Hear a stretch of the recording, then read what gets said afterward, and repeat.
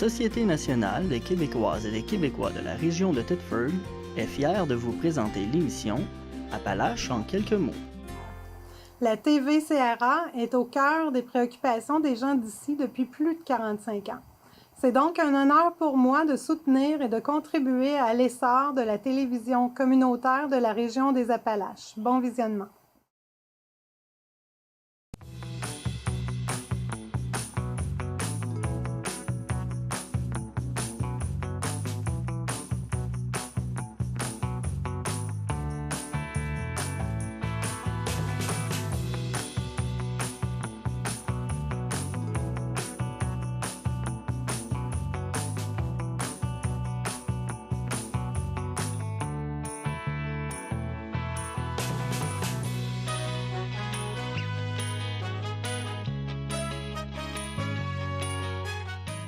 Madame, Monsieur, bienvenue à votre émission habituelle d'information Appalaches en quelques mots. Une page d'histoire de la ville de Thetford Mines vient de se tourner.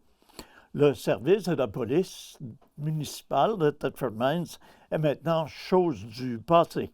La Sûreté du Québec vient de prendre la relève et la cérémonie officielle d'assermentation des 36 policières et policiers, de même que des 4 employés civils, s'est tenue jeudi dernier et a marqué l'intégration de ces derniers au 566e contingent de la Sûreté du Québec. Au dire des édiles municipaux thetfordois, ce sont des impératifs financiers qui ont mené à cette décision de dissoudre le service de police municipal et de faire appel au service de la Sûreté du Québec. Le 5 juin 2022, le conseil municipal demandait l'autorisation à la ministre de la Sécurité publique d'alors, Mme Geneviève Guilbeault, d'abolir son service de police municipale pour en confier la desserte à la Sûreté du Québec. L'autorisation ministérielle était accordée le 31 août suivant. Cette démarche s'était amorcée en 2021. Des consultations publiques s'étaient tenues les 17 et 18 mai qui n'avaient attiré que 7 contribuables. C'est le 14 juillet 1889 que le premier corps de police était formé à Kingsville, village qui allait devenir Thetford Mines en 1905. M. Joseph Legendre allait agir comme premier chef de police. À titre de lieutenant, M. Michel Daudier sera désormais responsable de la nouvelle unité fusionnée de la MRC des Appalaches. Au cours de ses 22 années de carrière, M. Daudier a gravi tous les échelons à titre de patrouilleur, sergent, sergent-détective, inspecteur-chef et directeur. Les coordonnées du nouveau poste de la Sûreté du Québec, MRC des Appalaches, correspondent à celles de l'actuel poste de police du 160 rue Cahouette-Ouest à Thetford Mines. Toute situation ou demande non urgente doit être adressée au 88 338 0111, alors que les demandes urgentes sont adressées au 911. La cérémonie d'intégration marquée par l'assermentation des 36 policières et policiers du service s'est déroulée en présence de près de 200 personnes, dont les membres des familles proches des policières et policiers et de nombreux dignitaires, dont le ministre de la Sécurité publique, M. François Bonnardel, la députée de Lobinière-Frontenac, Mme Isabelle Lecourt, et le maire de la ville de Thetford Mines, M. Marc-Alexandre Brousseau. La directrice générale de la Sûreté du Québec, Mme Joanne Beausoleil, était également présente à l'événement. Devant la mobilisation grandissante provenant d'un peu partout au Québec, à la suite de la tragédie routière touchant la famille Asselin-Marcoux, la municipalité d'Adstock et le syndicat de l'Union des producteurs agricoles, UPA, des Appalaches, ont lancé une campagne de sociofinancement via la plateforme GoFundMe. Cette entraide se veut avant tout un soutien à la famille. Dès maintenant, il est possible de contribuer financièrement en se rendant sur le site web de GoFundMe et d'inscrire le mot Adstock dans le moteur de recherche. Parmi les campagnes qui sont affichées, il suffit de choisir celle qui est en lien avec le présent événement. L'aide financière recueillie sera remise à la famille Asselin-Marcoux afin d'aider cette dernière à assurer la suite des événements. Le lien direct pour souscrire à cette campagne est le www.gofundme.com/F/Enrique Asselin et sa famille. De multiples actions ont été mises en branle dans la communauté pour venir en aide aux proches. Fidèle à elle-même, la population adstockoise s'est rapidement rassemblée pour apporter son support, que ce soit dans la préparation des repas, l'aide à la ferme ou encore la tenue de moments de recueillement. De mentionner le maire d'Adstock, M. Pascal Binette. Ce dernier a poursuivi en mentionnant qu'il y aura aussi un après et en tant que représentant de la municipalité, son plus grand souci est de structurer l'aide pour permettre d'assurer un réconfort à plus ou moins long terme après le retour à la maison des membres de la famille.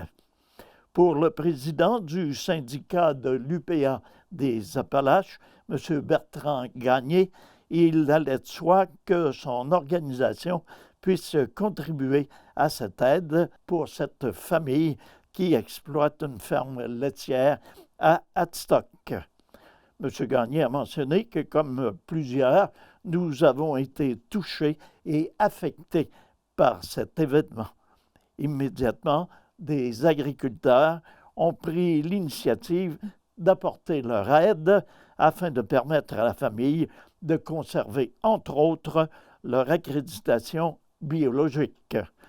L'entraide déployée par nos membres reflète bien les valeurs de l'UPA, a conclu M. Gagné.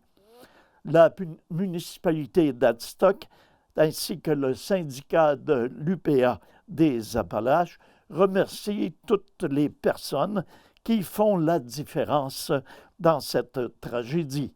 D'ailleurs, pour les personnes qui désirent apporter leur aide à la ferme au courant des prochains mois, il est possible de transmettre vos noms et vos coordonnées en écrivant à l'adresse info@adstock.ca.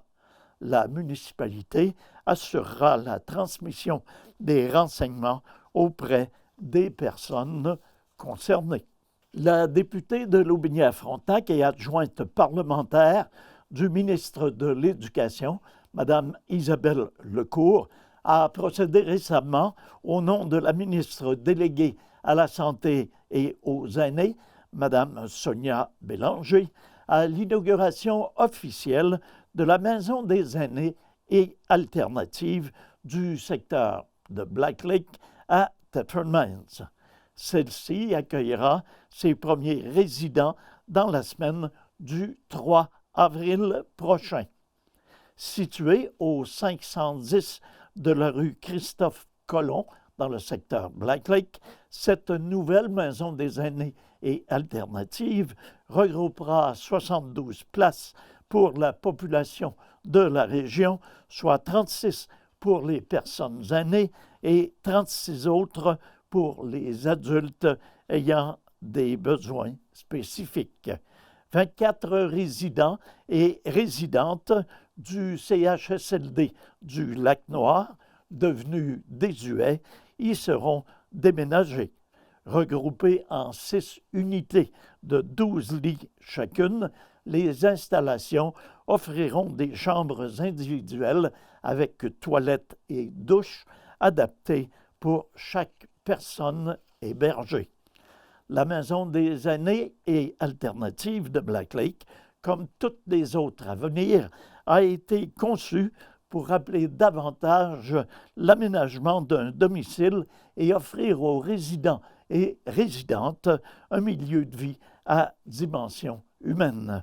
Ce nouveau type de milieu de vie ouvert sur la communauté favorisera les contacts humains ainsi qu'un mode de vie plus actif, entre autres grâce à des espaces extérieurs et des installations intérieures mieux adaptées aux personnes hébergées et de leurs proches.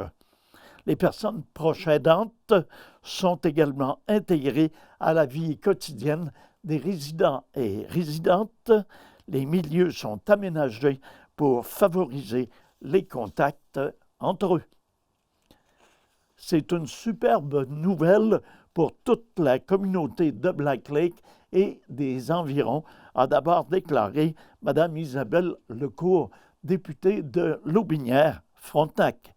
La Maison des aînés et alternative de Black Lake que nous inaugurons vient doter notre communauté d'un milieu de vie bienveillant, plus accueillant et plus chaleureux qui favorise le bien-être des personnes hébergées. Merci à toutes les équipes qui ont contribué à la réalisation de ce projet tant attendu dans notre communauté, de conclure Madame Lecourt. En lien avec le plan d'action 2022-2025, amiante et résidus miniers amiantés au Québec vers la transformation d'un passif en un actif durable, la ministre des Ressources naturelles et des Forêts, Mme Maïté Blanchette-Vézina, accompagnée de la députée de Lotbinière-Frontenac, Mme Isabelle Lecourt, a annoncé le lancement, dans le cadre d'un projet pilote, d'un appel de projet pour la réalisation d'une étude de caractérisation d'un ancien site minier d'amiante. Le propriétaire du terrain qui sera sélectionné pour ce projet pourrait bénéficier d'une aide technique et financière allant jusqu'à 6 millions de dollars sur 2 ans pour effectuer des travaux de caractérisation. Cette mesure s'inscrit dans la volonté gouvernementale d'accroître l'expertise quant à la restauration des anciens sites miniers d'amiante pour lesquels les connaissances sont limitées. Elle vise des bénéfices concrets tels la réduction des effets sur la santé humaine et sur l'environnement, ainsi que la sécurisation des lieux, tout en favorisant le développement économique régional. Le projet s'inscrit aussi dans une démarche d'aménagement durable sur le territoire.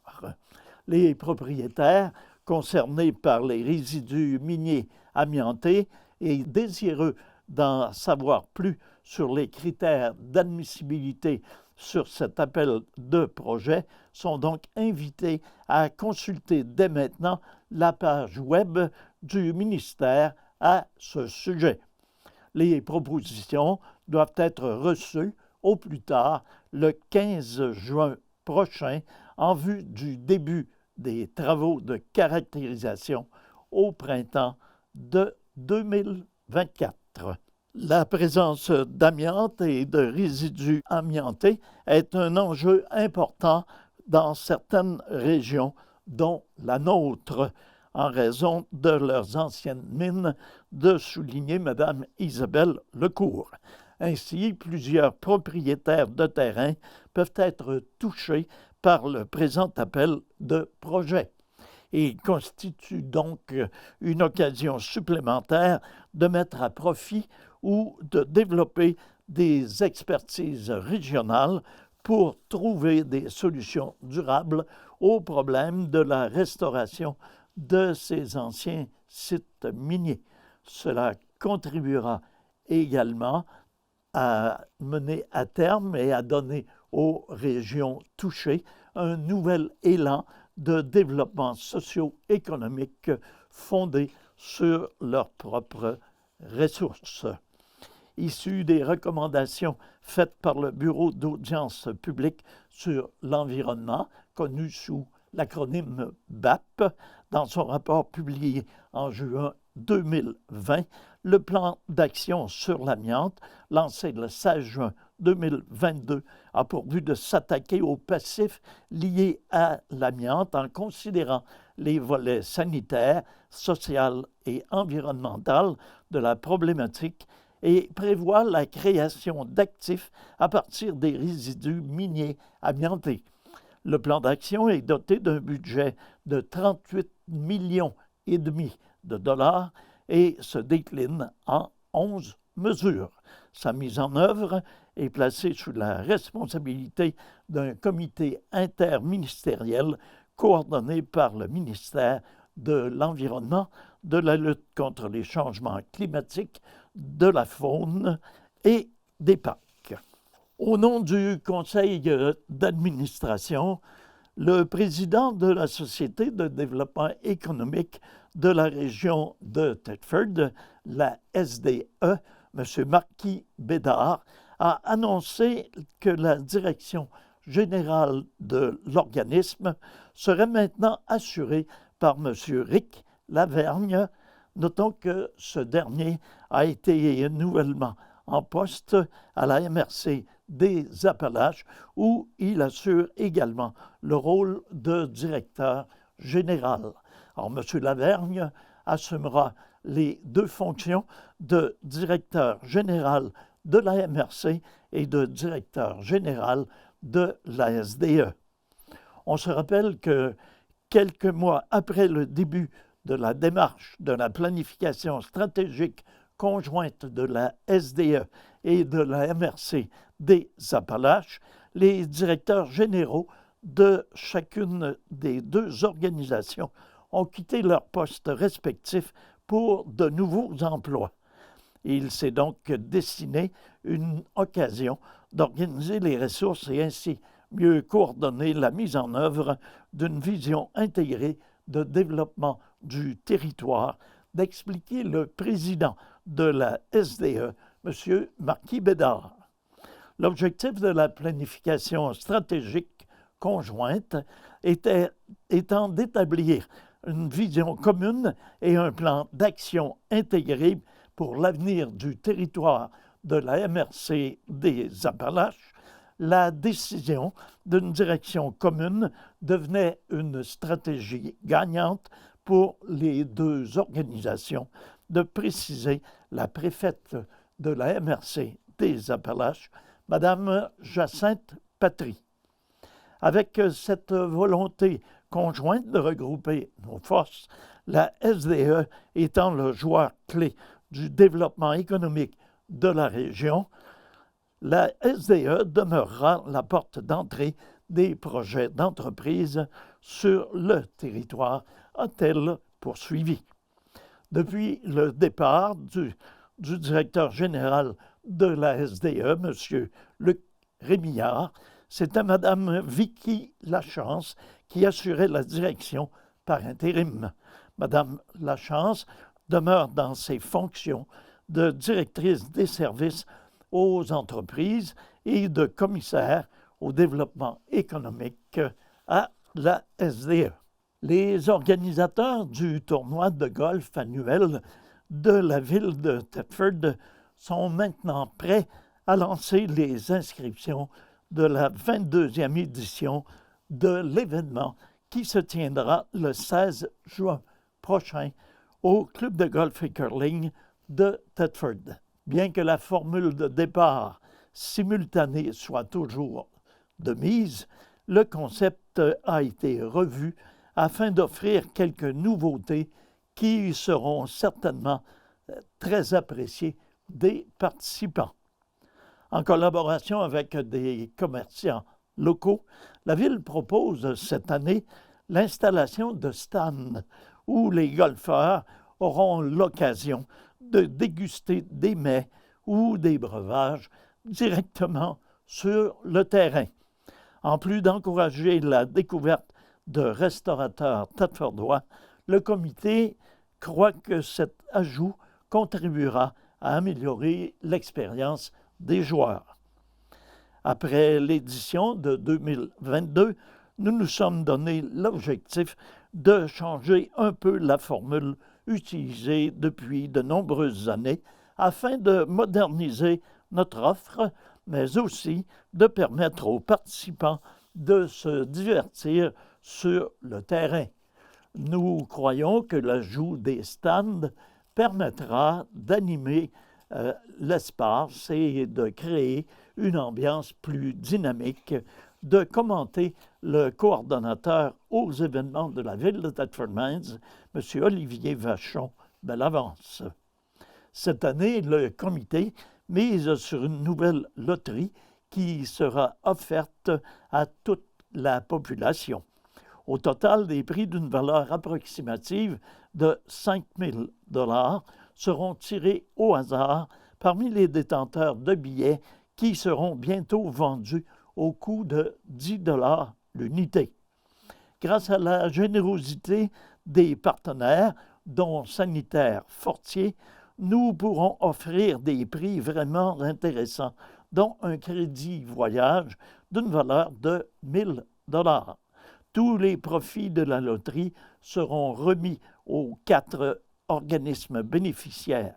Nous encourageons donc tous les citoyens à se procurer des billets auprès de nos bénévoles à l'Hôtel de Ville ou à la Maison de la Culture, de mentionner le maire de la ville, M. Marc-Alexandre Brousseau. Pour mener à bien l'organisation du tournoi et remettre un montant significatif aux organismes sélectionnés, la Ville sollicite la collaboration des entreprises et des commerces. À cet effet, le comité organisateur a choisi de rehausser son offre de partenariat afin d'augmenter la visibilité des collaborateurs. Aussi, plusieurs options sont proposées, telles que la remise de dons en argent, la remise de chèques cadeaux pour la loterie sanitaire Fortier, l'offre de nourriture ou de breuvage pour combler les besoins du parcours gourmand et, évidemment, la participation à titre de golfeur. Le tournoi de golf de bienfaisance de la Ville de Thetford se tiendra le vendredi 16 juin 2023 sous une formule de départ simultanée à compter de 12h30. Comme l'an dernier, le coût d'inscription a été fixé à 150 $ par personne, incluant le droit de jeu, la voiturette et le parcours gourmand. Alors, le prix a été fixé à 150 $ par personne. La Ville invite les gens à s'inscrire et à effectuer leurs dons en ligne à villethetford.ca sous la pastille « Tournoi de golf de bienfaisance ». Pour toute question ou renseignement, on peut composer le 88 335 2981, demander le poste 306 ou écrire à l'adresse o.vachon.bellavance@villethetford.ca. Rappelons que cette année, la Banque alimentaire La Vigne, l'organisme partenaire du tournoi, recevra 46 % des sommes amassées. Les organismes suivants recevront chacun 18 % des profits, à savoir le Carrefour alimentaire des Appalaches, Grand frère, grande sœur des Appalaches et Mesures Alternative Jeunesse Frontenac. Alors voilà, c'est ce qui met un terme à notre émission pour cette semaine. Je vous remercie d'avoir été à l'écoute. C'est Nelson Fecteau qui vous souhaite une excellente semaine. À tous et à toutes, une excellente santé.